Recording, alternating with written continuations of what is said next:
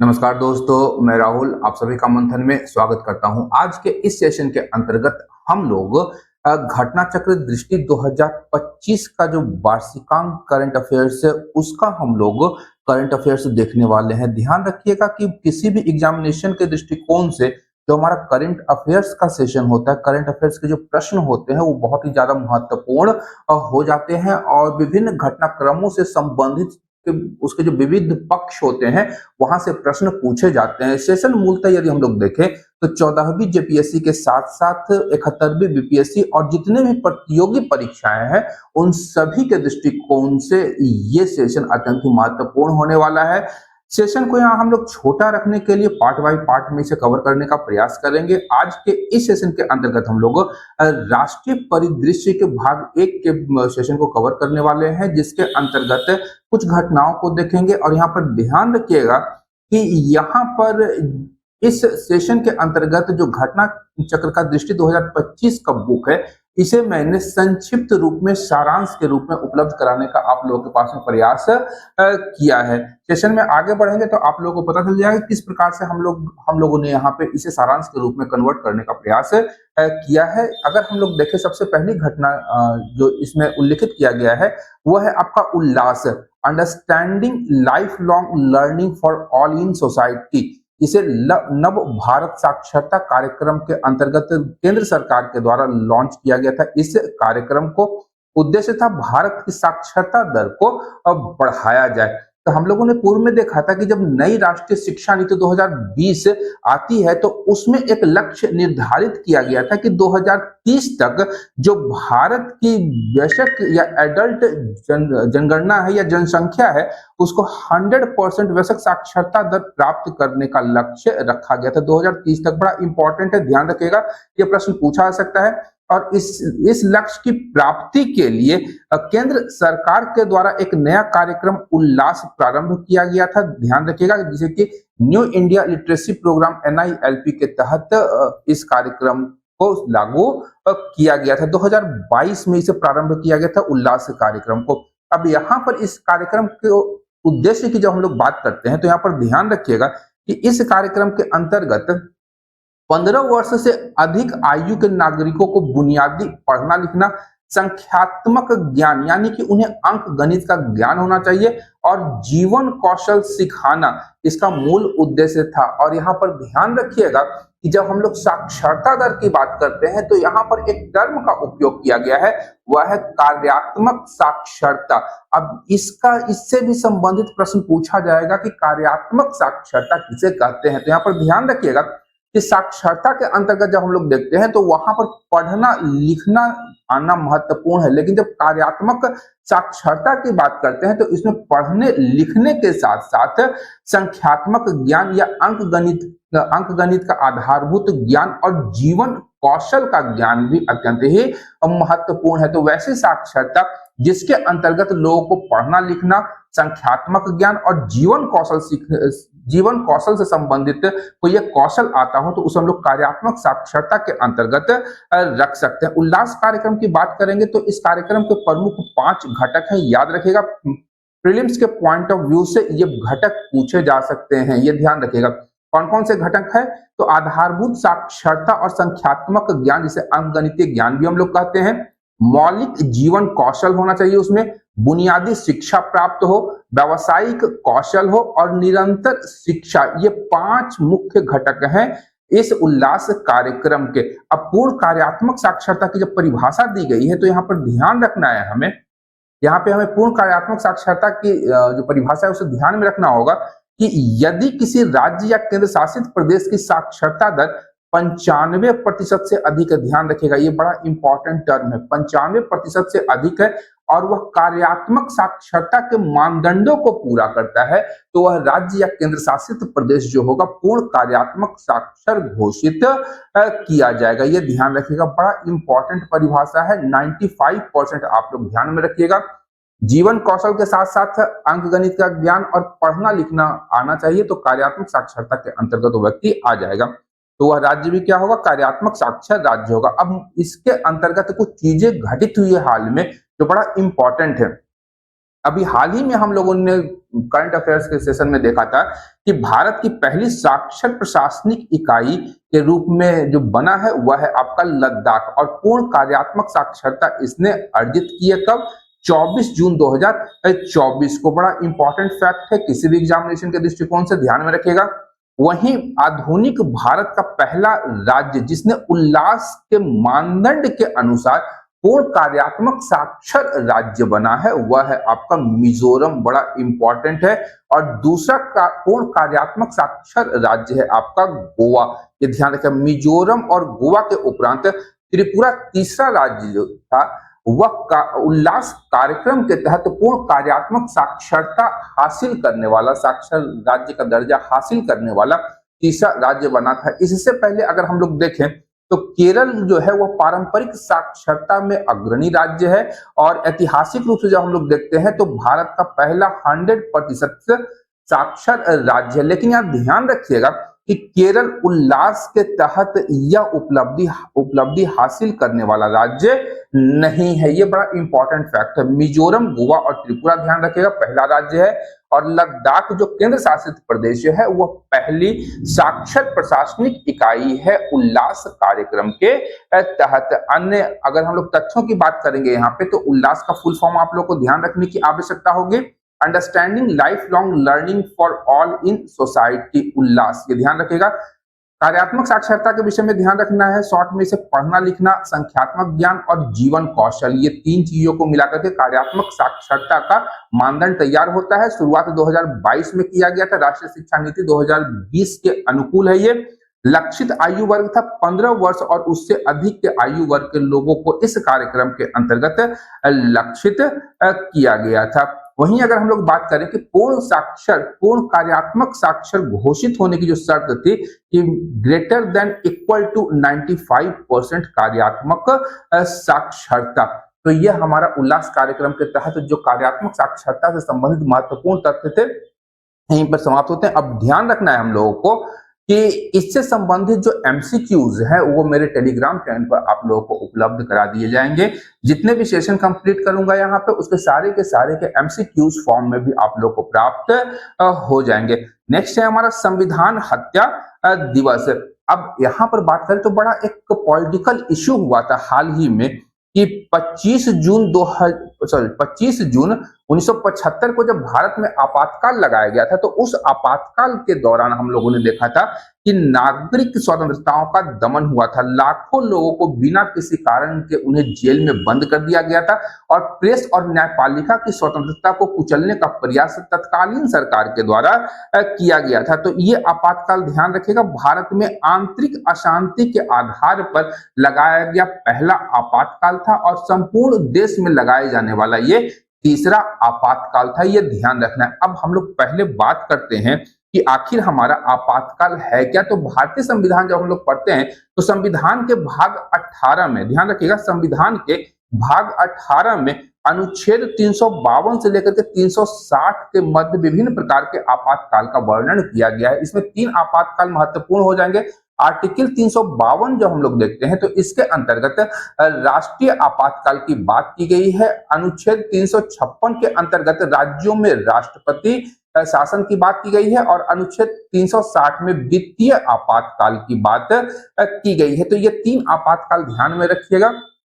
इसके अतिरिक्त आपका एक अन्य आर्टिकल 365 भी ध्यान रखिएगा जिसमें राज्यों के अंतर्गत राष्ट्रपति शासन लागू किया जाता है। लेकिन यहाँ पर ध्यान रखने योग्य तथ्य है कि जहां 356 में राज्यपाल की सिफारिश अनिवार्य होती है राज्य में राष्ट्रपति शासन को लागू करने के लिए, वहीं आर्टिकल 365 के अंतर्गत राष्ट्रपति को यदि आभास हो जाता है कि राज्य की जो सत्ता है वह संविधान के प्रावधानों के अनुरूप नहीं चलाई जा रही है, तो राष्ट्रपति स्वतः संज्ञान लेते हुए उस राज्य में राष्ट्रपति शासन लागू कर सकता है। यह आर्टिकल 365 कहता है। तो यहाँ पर हम लोग देखते हैं कि अब तक अगर हम लोग देखें 1947 से लेकर के आज तक के कालखंड को, तो भारत में केवल 3 बार ही आपातकाल लागू किया गया है। 3 बार राष्ट्रीय आपातकाल लागू किया गया है आर्टिकल 352 का प्रयोग करते हुए। पहली बार हम लोग देखते हैं कि 26 अक्टूबर 1962 को जब चीन ने भारत पर आक्रमण किया था, तो उस समय राष्ट्रीय आपातकाल की घोषणा तत्कालीन प्रधानमंत्री जवाहरलाल नेहरू के द्वारा या उस समय के राष्ट्रपति के द्वारा की गई थी, और यह 10 जनवरी 1968 ईस्वी तक यह आपातकाल लागू भारत में रहा था। वहीं दूसरा आपातकाल 3 दिसंबर 1971 को भारत पाक युद्ध के कारण भारत में लगाया गया था, और तीसरा आपातकाल जो कि आंतरिक अशांति के आधार पर था, वह 25 जून 1975 ईस्वी को घोषित किया गया था। इसे विभिन्न राजनीतिक दलों के द्वारा सत्ता के दुरुपयोग माना गया है। इसे दुरुपयोग का प्रतीक भी माना जाता है। अब यदि हम लोग देखें तो यहाँ पर इस आपातकाल को जो 1975 में 26 जून 1975 को लगाया गया था, इसे भारतीय लोकतंत्र का एक काला अध्याय के रूप में भी माना जाता है।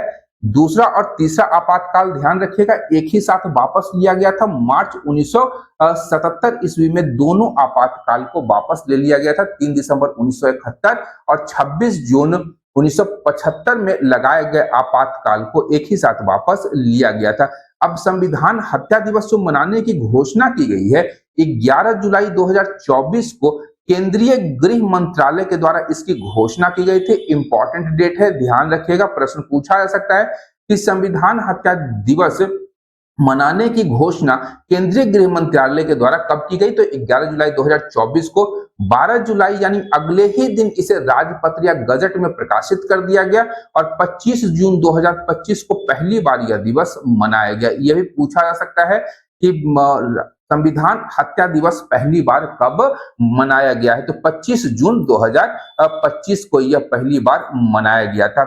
इसी अवसर पर हम लोग देखते हैं कि प्रधानमंत्री नरेंद्र मोदी जी के द्वारा लोकतंत्र के रक्षकों को श्रद्धांजलि इस अवसर पर दी गई थी। उद्देश्य वगैरह देख लीजिएगा। इस दिवस का जो मूल उद्देश्य था वो भारत की जनता को यह याद दिलाना था कि भविष्य में कभी भी सत्ता के दुरुपयोग का समर्थन नहीं किया जाना चाहिए और लोकतांत्रिक मूल्यों की रक्षा की जानी चाहिए। इस संविधान हत्या दिवस का मूल उद्देश्य था। नेक्स्ट था हमारा हैदराबाद मुक्ति दिवस। ध्यान रखिएगा, सरदार वल्लभ भाई पटेल को इसके लिए हम लोग तहे दिल से आभार प्रकट करते हैं उनके लिए, जिन्होंने हैदराबाद रियासत को भारतीय संघ में शामिल करने का असूत्य प्रयास किया था। अब यहाँ पर ध्यान रखिए कि हैदराबाद मुक्ति दिवस जो है वो प्रति वर्ष 17 सितंबर को मनाया जाता है। इंपॉर्टेंट डेट है, याद रखिएगा इसे। हैदराबाद मुक्ति दिवस 17 सितंबर को मनाया जाता है प्रति दिवस। 15 अगस्त 1947 को जब भारत स्वतंत्र हुआ था, तो उसके पश्चात हम लोग देखते हैं कि जो भारत का हैदराबाद राज्य था जो निजाम के अधीन था। ध्यान रखिएगा कि मुगल काल में चिनकलिच खां के द्वारा इस निजामशाही वंश की स्थापना हैदराबाद में की जाती है, जो स्वतंत्रता के समय तक वहां पर लगातार बनी रही थी। तो हैदराबाद राज्य का जो निजाम था वह भारत में शामिल नहीं होना चाहता था, उसने इनकार किया था, और अंततः सरकार के द्वारा, भारतीय सरकार के द्वारा ऑपरेशन पोलो चलाया जाता है। इंपॉर्टेंट है, हैदराबाद राज्य को भारत संघ में मिलाने के लिए किस ऑपरेशन को अंजाम दिया गया था, तो ऑपरेशन पोलो था। सरकार कहती है कि यह एक पुलिस कार्रवाई थी। ध्यान रखिएगा कि इसे पुलिस कार्रवाई भारतीय डॉक्यूमेंट्स में माना जाता है, लेकिन यहाँ पर ध्यान रखिएगा कुछ जो विश्लेषक हैं उन्होंने कहा कि पुलिस के वेश में भारतीय सेना को हैदराबाद रियासत को भारत संघ में शामिल करने के लिए उतारा गया था। और 17 सितंबर 1948 को भारतीय सरकार ने जब ऑपरेशन पोलो चलाया, तो उसके उपरांत हम लोग देखते हैं कि जो निजाम का शासन था यानी हैदराबाद राज्य को भारत में मिलाया गया। इसी घटना की स्मृति में प्रत्येक वर्ष 17 सितंबर को हैदराबाद मुक्ति दिवस मनाया जाता है। दिवस की महत्व की अगर हम लोग बात करें तो इस दिवस को भारत की एकता, संप्रभुता और आंतरिक एकीकरण के प्रतीक के रूप में भी देखा जाता है। नेक्स्ट है हमारा देश का सबसे बड़ा गति शक्ति मॉडल कार्गो टर्मिनल। ये बड़ा इंपॉर्टेंट है और आने वाले एग्जाम में इससे संबंधित प्रश्न पूछे जा सकते हैं। तो सबसे पहले अगर हम लोग समझे कि आखिर यह मल्टी मॉडल कार्गो टर्मिनल क्या है, तो ध्यान रखिएगा कि एक ऐसा लॉजिस्टिक ढांचा, एक ऐसा लॉजिस्टिक ढांचा जहां पर सड़क, रेल, जलमार्ग और हवाई मार्ग के बीच माल का कुशलता पूर्वक आदान प्रदान किया जा सके, उसे हम लोग मल्टी मॉडल कार्गो टर्मिनल, यानी सभी प्रकार के जो आवागमन के साधन है यहाँ पर आसानी से उपलब्ध हो सके उस टर्मिनल पर।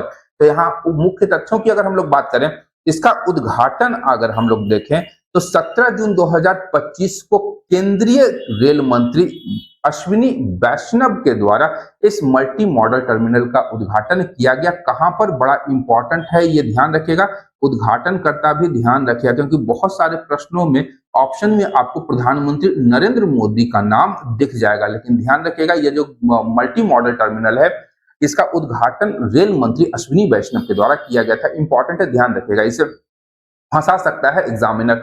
अब अगर बात करेंगे स्थान की, तो मारुति सुजुकी इंडिया लिमिटेड के मानेसर गुरुग्राम हरियाणा संयंत्र में इस मल्टी मॉडल टर्मिनल की स्थापना की गई है। इसकी विशेषता क्या है, तो यहाँ पर ध्यान रखिएगा टर्मिनल की विशेषताओं में कि मानेसर संयंत्र जो है वह पटली रेलवे स्टेशन का नाम ध्यान रखिएगा, पटली रेलवे स्टेशन से 10 किलोमीटर लंबे एक डेडिकेटेड रेल लिंक के माध्यम से जुड़ा हुआ है। और यह टर्मिनल जो है प्रत्येक वर्ष 4.5 लाख वाहनों को सीधे मालगाड़ियों तक भेजने में मारुति को सक्षम बनाएगा।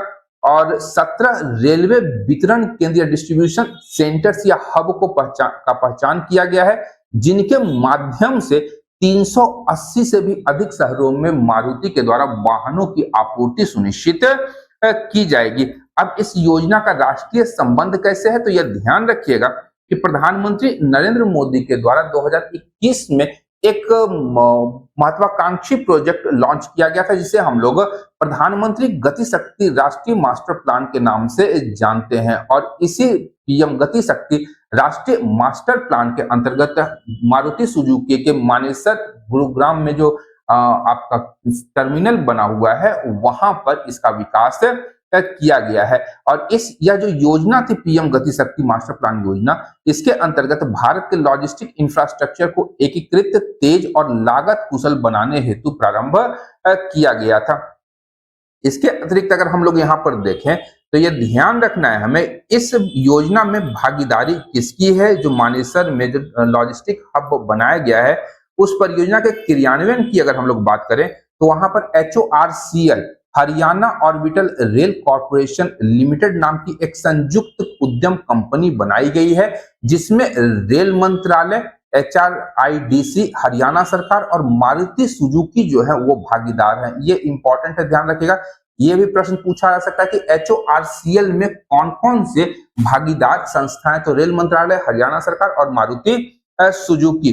तो इस मल्टी मॉडल कार्गो टर्मिनल के द्वारा भारत में लॉजिस्टिक और परिवहन क्षेत्र में मल्टी मॉडल एकीकरण का एक प्रभावशाली उदाहरण है और आवागमन को सुगम, वातावरणीय प्रभाव को न्यून और औद्योगिक उत्पादकता को अधिकतम करने में यह टर्मिनल भारत में मदद करेगा। अब एक सबसे लोमहर्षक घटना आई थी हम लोग के सामने में, एयर इंडिया ड्रीम लाइनर विमान AI-171 का दुर्घटनाग्रस्त होना, जो कि 12 जून 2025 को यह घटना घटित हुई थी। बड़ा इंपॉर्टेंट घटना हो जाएगा आप लोगों के लिए। सबसे पहले इस विमान का नाम क्या था, एयर इंडिया का 171 एयर इंडिया ड्रीम लाइनर विमान था। ये 12 जून 2025 को गुजरात के अहमदाबाद के मेघानी नगर के रिहायशी इलाका में उड़ान भरने के उपरांत यह विमान दुर्घटनाग्रस्त हो गया। विमान का अगर हम लोग पहले विवरण की बात करेंगे तो इसका फ्लाइट नंबर क्या था, तो एयर इंडिया AI-171 इसका फ्लाइट नंबर था। विमान का मॉडल था बोइंग 787-8 ड्रीम लाइनर। यहाँ ध्यान रखिएगा, बोइंग का 787 ड्रीम लाइनर विमान जो था यह पहली बार 2011 में वाणिज्यिक सेवा में शामिल किया गया था। और यहाँ पर बात करेंगे इस घटना के समय जो विमान था AI-171, यह अहमदाबाद से लंदन के गैटविक एयरपोर्ट के लिए उड़ान पर यह उड़ा था। यह ध्यान रखिएगा, बड़ा इंपॉर्टेंट है। गंतव्य भी, इसमें सवार कुल व्यक्तियों की अगर हम लोग संख्या की बात करेंगे तो कुल 242 व्यक्ति इस विमान में सवार थे। 230 यात्री दल के और 12 जो सदस्य थे वो क्रू मेंबर्स शामिल थे। आश्चर्यजनक रूप से इस विमान में सवार एक व्यक्ति जो था वह बच गए। विश्वास कुमार रमेश, बड़ा इंपॉर्टेंट नाम है, ध्यान रखिएगा। एयर इंडिया के गुजरात विमान हादसे में विश्वास कुमार रमेश जो थे ये जीवित बच गए थे और ये भारतीय मूल के ब्रिटिश नागरिक हैं। लेकिन यहाँ पर ध्यान रखिएगा कि जमीन पर और हवाई जहाज में यात्री और कर्मी दल के रूप में कुल 280 से ज्यादा लोगों की इस विमान दुर्घटना में मृत्यु हुई थी, जिसमें गुजरात के पूर्व मुख्यमंत्री विजय रूपानी भी शामिल थे। इनकी भी इस विमान दुर्घटना में मृत्यु हो गई। विमान का जो कुछ मलबा था वह गुजरात के ही बीजे मेडिकल कॉलेज हॉस्टल की इमारत पर भी गिरा था, जिसके कारण इस हॉस्टल के जो इमारत है उसे नुकसान पहुंचा था। यात्रियों की बात करेंगे तो इसमें विभिन्न देशों के यात्री थे, भारतीय, ब्रिटिश, पुर्तगाली और कनाडाई नागरिक इसमें शामिल थे। अब इस दुर्घटना की जो जांच है वह डीजीसीए और एएआईबी के द्वारा संयुक्त रूप से की जा रही है। अब यहाँ पर ध्यान रखिएगा, डीजीसीए का फुल फॉर्म तो directorate general of civil aviation और एएआईबी का फुल फॉर्म है आपका एयरक्राफ्ट एक्सीडेंट इन्वेस्टिगेशन ब्यूरो। इन दोनों संस्थाओं के द्वारा इस दुर्घटना की जांच संयुक्त रूप से की जा रही है। और इस दुर्घटना के जांच के दरमियान ही हम लोगों ने देखा था कि जो ब्लैक बॉक्स था उसे बरामद कर लिया। इसमें आपका एफडीआर और सीवीआर, आगे हम लोग ब्लैक बॉक्स से भी एक छोटा सा सेशन को कवर करेंगे। एफडीआर यहां बता दूं, फ्लाइट डेटा रिकॉर्डर, और कॉकपिट वॉइस रिकॉर्डर इसका फुल फॉर्म होता है। मुआवजा की बात करेंगे तो यहाँ पर ध्यान रखिएगा, टाटा सन्स ने प्रत्येक मृतकों के परिवार वालों को 1 करोड़ रुपए और एयर इंडिया ने 25 लाख रुपए अतिरिक्त अंतरिम भुगतान की बात कही है। अब कुछ बात करेंगे महत्वपूर्ण तथ्यों की ओर, तो ध्यान रखिएगा यह बोइंग 787 ड्रीम लाइनर मॉडल की सबसे बड़ी घातक दुर्घटना इसे मानी जा रही है। भारत में इससे पूर्व भी हवाई दुर्घटनाएं घटित हो चुकी है, जिसमें सबसे महत्वपूर्ण अगर हम लोग देखें तो 1996 में चरखी दादरी, हरियाणा के पास में आपका चरखी दादरी है, वहीं पर 2 विमान जो थे हवा में टकरा गए, जिसके परिणाम स्वरूप 349 यात्रियों की मौत हो जाती है। इसके अतिरिक्त 1985 ईस्वी में एयर इंडिया 182 बमकांड हुआ था। अटलांटिक महासागर के ऊपर मॉन्ट्रियल, लंदन, दिल्ली, मुंबई यह फ्लाइट उड़ रही थी। इसमें कुल 329 लोग और क्रू मेंबर सवार थे इसमें, जिसमें अटलांटिक महासागर के ऊपर विस्फोट हो जाता है। यह एक आतंकवादी घटना थी, जिसके परिणाम स्वरूप यह विमान दुर्घटनाग्रस्त होती है। इसके अतिरिक्त 1978 ईस्वी में एयर इंडिया का मुंबई में दुर्घटनाग्रस्त हो जाना, दुबई की उड़ान पर था विमान, बोइंग 747 था। जैसे ही यह विमान उड़ता है मुंबई के निकट समुद्र में जाकर के गिर जाता है, जिसके परिणाम स्वरूप क्रू मेंबर्स और अन्य यात्रियों की मौत इसमें हो जाती है। एक अन्य हादसा हुआ था 2010 में, मंगलूर हादसा, जिसमें 158 यात्रियों और क्रू दल की मौत हो गई थी। अब आते हैं यहाँ पर फ्लाइट रिकॉर्डर के विषय में। तो फ्लाइट रिकॉर्डर से भी प्रश्न आप लोगों से पूछा जा सकता है, इसका रंग कैसा होता है, तो ये सब यहाँ पे हम लोग कवर कर लेंगे। तो यह एक बेसिकली इलेक्ट्रॉनिक रिकॉर्डिंग उपकरण होता है, जिसे विमानों में लगाया जाता है, जिससे विमान दुर्घटनाओं और घटनाओं की जांचकर्ताओं को मदद मिलती है। इसे हम लोग ब्लैक बॉक्स के नाम से भी जानते हैं। फ्लाइट रिकॉर्डर को ही ब्लैक बॉक्स कहा जाता है। 2 प्रकार का होता है, एक एफडीआर, एक CVR. FDR flight data recorder कहा जाता है, और कॉकपिट में जब पायलट आपस में बातचीत कर रहे होते हैं तो उसे कॉकपिट वॉइस रिकॉर्डर कहा जाता है। उस आवाज को भी या उस वार्तालाप को भी इसमें सेव किया जाता है। इसका रंग नारंगी होता है। रीजन क्या है नारंगी रखने का, तो सबसे बड़ा रीजन ध्यान रखिएगा कि जब दुर्घटनाग्रस्त होती है विमान, तो वहां पर इसे आसानी से पहचानने के लिए इसे नारंगी कलर में रखा जाता है। यह जो फ्लाइट डेटा रिकॉर्डर होता है या इसे ब्लैक बॉक्स जो है, ये 1000 डिग्री सेल्सियस से भी अधिक तक के तापमान को सहन कर सकता है, और इस पर 3400 जी तक की यह टक्कर सहन कर सकता है। 3400 जी, 3400, 3400 जी तक के टक्कर को सह सकता है। अगर हम लोग 8 या 10 जी पर चले जाएंगे प्लस में, तो हमारा जो जितने भी अंग हैं वहां से लिक्विड निकलना प्रारंभ हो जाता है। जनरली अगर आप लोग देखें तो जो भी हमारे एयरफोर्स के पायलट्स होते हैं उनको 10 से 10 जी तक की ट्रेनिंग दी जाती है। 10 जी तक के गुरुत्वाकर्षण प्रभाव को झेलने की शक्ति या उन्हें ट्रेनिंग करवाई जाती है। नेक्स्ट टॉपिक है हमारा जातीय जनगणना 2027। यहाँ ध्यान रखिएगा, जातीय जनगणना से ही प्रश्न पूछा जा सकता है। कब आया, इसका अर्थ क्या है?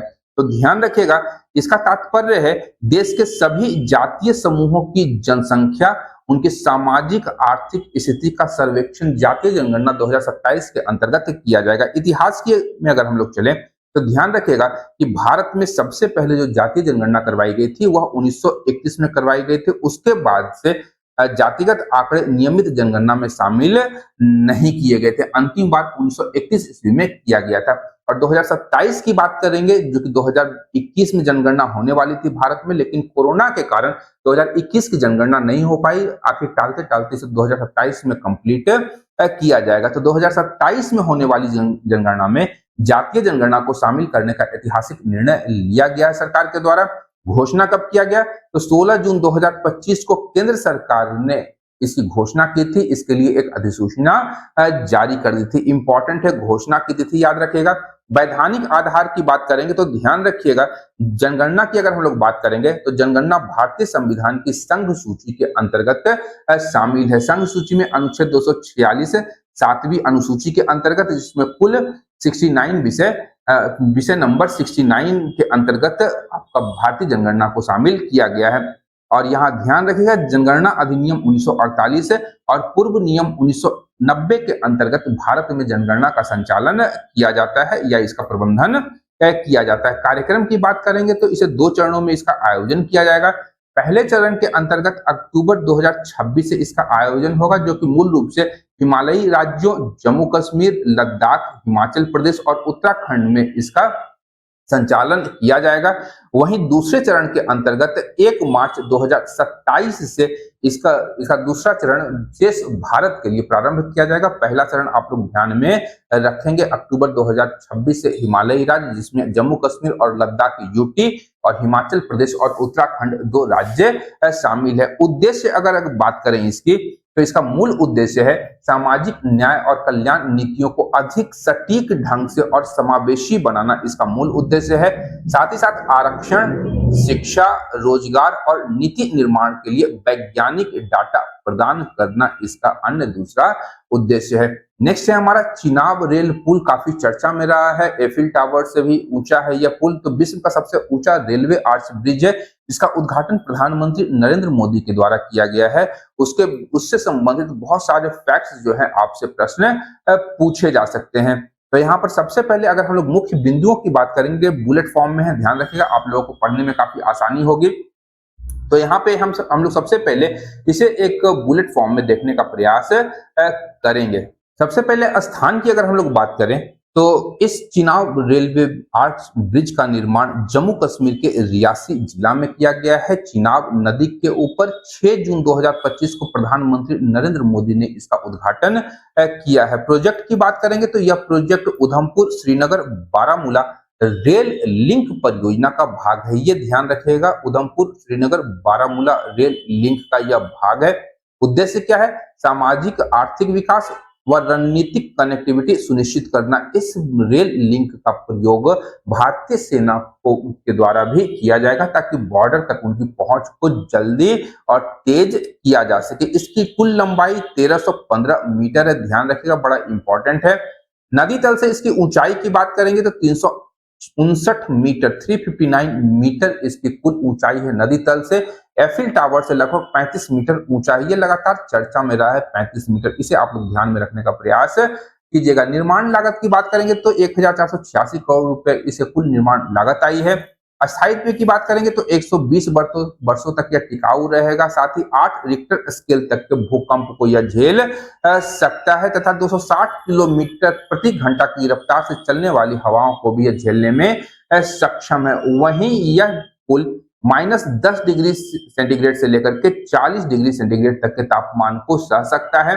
इसकी सामग्री की बात करेंगे तो स्ट्रक्चरल स्टील के माध्यम से इसका निर्माण किया गया है और इसका निर्माण के लिए स्ट्रक्चर डिटेलिंग के लिए इसमें टेक्ला सॉफ्टवेयर का उपयोग किया गया है। बड़ा इंपॉर्टेंट है टेक्ला सॉफ्टवेयर, ध्यान रखिएगा। निर्माण में सहयोगी की बात करेंगे तो कोंकण रेलवे, भारत के विभिन्न आईआईटीज और डीआरडीओ ने संयुक्त रूप से इस रेलवे पुल के निर्माण में आपस में सहयोग किया है। और वह स्थल कहां से कहां तक है, आप ध्यान रखिएगा, बक्कल और कौरी के बीच, कटरा से बनिहाल तक का जो संपर्क मार्ग है उसके मध्य में बक्कल और कौरी के बीच इस रेलवे ब्रिज का निर्माण किया गया है। विश्व के अन्य ऊंचे रेलवे पुलों से यदि हम लोग तुलना करें तो यहाँ पर ध्यान रखिएगा, चीन का ही नाम सबसे ज्यादा आता है। और चीन में दादुहे रेलवे ब्रिज है जो कि सिचुआन प्रांत में बनाया गया है। यह 380 मीटर इसकी ऊंचाई है, ध्यान रखिएगा। लेकिन यहाँ महत्वपूर्ण तथ्य है कि यह आर्क इसमें नहीं है, गैर आर्क ब्रिज यह है, यह ध्यान रखिएगा। वहीं नाजीहे रेलवे ब्रिज गुइझोउ चीन में है, 310 मीटर ऊंचा है। जियांग जीहे रेलवे ब्रिज है, यह भी चीन में बनाया गया है, यह भी गैर आर्च है, ध्यान रखिएगा। बेईपानजियांग रेलवे ब्रिज किंगलोन चीन में बनाया गया है। ये सारे के सारे ब्रिज जो है ये गैर आर्क ब्रिज है। लेकिन भारत में जो चिनाब रेल पुल बनाया गया है यह 359 मीटर ऊंचा है जो कि आर्च ब्रिज का उदाहरण है, बड़ा इंपॉर्टेंट है, ये ध्यान रखिएगा। दादुहे रेलवे ब्रिज सिचुआन प्रांत का आप लोग नाम ध्यान में रखेंगे जो कि हमारे चिनाब रेल पुल से ऊंचा है। विशेष तथ्यों की बात करेंगे तो इसी दिन हम लोगों ने देखा था कि प्रधानमंत्री नरेंद्र मोदी ने भारत के पहले केबल स्टे रेल पुल अंजी ब्रिज का भी उद्घाटन किया था। अंजी ब्रिज की बात करेंगे तो कोंकण रेलवे के द्वारा इस अंजी रेलवे ब्रिज का निर्माण अंजी खड्ड के ऊपर किया गया है, यह ध्यान रखिएगा। और भारत का यह पहला केबल स्टेट रेलवे पुल है। और अंजी जो है बेसिकली यह चिनाब की सहायक नदी है, इसी चिनाब की सहायक नदी के ऊपर में अंजी ब्रिज का निर्माण किया गया है। यह जम्मू और कश्मीर के रियासी जिले में स्थित है। और ध्यान रखिएगा यह अंजी ब्रिज भी जो है यह उधमपुर श्रीनगर बारामूला रेल लिंक परियोजना का ही हिस्सा है। यहाँ पर ध्यान रखिएगा चिनाब रेल पुल की जो परिकल्पना है उसका सपना सबसे पहले 2003 में उस समय के प्रधानमंत्री अटल बिहारी वाजपेयी की सरकार के द्वारा देखी गई थी और इसके निर्माण की मंजूरी दी गई थी, जिसे अब पूरी किया गया है। वहीं अब नेक्स्ट है हमारा घाटमपुर ताप विद्युत परियोजना इकाई 1, ये ध्यान रखिएगा, बड़ा इंपॉर्टेंट है। स्थान कहां पर है तो घाटमपुर कानपुर नगर उत्तर प्रदेश में इस नई जो हमारा ताप विद्युत परियोजना है इसकी इकाई बनाई जा रही है। प्रकार कैसा है तो कोयला आधारित super critical thermal power project है, ये ध्यान रखिएगा। कुल क्षमता है 1980 मेगावाट की, जिसमें हम लोग देखते हैं कि 3 इकाइयों का निर्माण किया जाएगा और तीनों इकाइयों का जो क्षमता होगा 660 मेगावाट का होगा, ये ध्यान रखिएगा। इकाई 1 का उद्घाटन 30 मई 2025 को प्रधानमंत्री नरेंद्र मोदी के द्वारा किया गया है। इस घाटमपुर ताप विद्युत परियोजना का जो संचालन है वह करेगी नेवेली उत्तर प्रदेश पावर लिमिटेड। और इसमें हिस्सेदारी किसकी किसकी है तो एनएलसी इंडिया लिमिटेड की 51% और उत्तर प्रदेश राज्य विद्युत उत्पादन निगम का 49% शेयर इस परियोजना में लगा हुआ है। बिजली वितरण 2 राज्यों को होगा, एक उत्तर प्रदेश दूसरा आसाम को। कोयला की आपूर्ति आप लोग ध्यान रखिएगा, बड़ा इंपॉर्टेंट है। और झारखंड वाले जो जेपीएससी दे रहे होंगे उनके लिए तो अत्यंत ही महत्वपूर्ण है। दुमका का Pachwara south coal block Dumka Jharkhand में है, यहां से इस घाटमपुर ताप विद्युत परियोजना को कोयले की आपूर्ति सुनिश्चित की जाएगी। जेपीएससी वाले इसे ध्यान में रखेंगे, बड़ा इंपॉर्टेंट है। परियोजना की लागत 21,780 रुपए है, अनुमानित है। भविष्य में शेष 2 इकाइयों को वर्ष 2026 तक प्रारंभ होने का अनुमान सरकार ने लगाया है। और जब तीनों इकाइयों चालू हो जाएगी तो उत्पादन 14,000 मिलियन यूनिट प्रति वर्ष इससे विद्युत का उत्पादन किया जाएगा। परियोजना की मंजूरी तिथि को देखें तो जुलाई 2016 ईस्वी में इस परियोजना को कैबिनेट के आर्थिक मामलों की समिति के द्वारा अपनी मंजूरी प्रदान की गई थी। उसके बाद इसका निर्माण कार्य प्रारंभ हुआ था। तो आज के इस सेशन के लिए इतना ही। अगले सेशन में हम लोग राष्ट्रीय परिदृश्य के भाग 2 के सेशन को कवर करने वाले हैं और आने वाले समय में पूरी बुक को बुलेट फॉर्म में मैं उपलब्ध करवाने का आपके लिए प्रयास करूंगा। तो आज के लिए इतना ही, मिलते हैं नेक्स्ट सेशन में। तब तक के लिए धन्यवाद। देखते रहिए मंथन, क्योंकि मैं इस प्रकार के वीडियोस लाता रहता हूं। Thank you.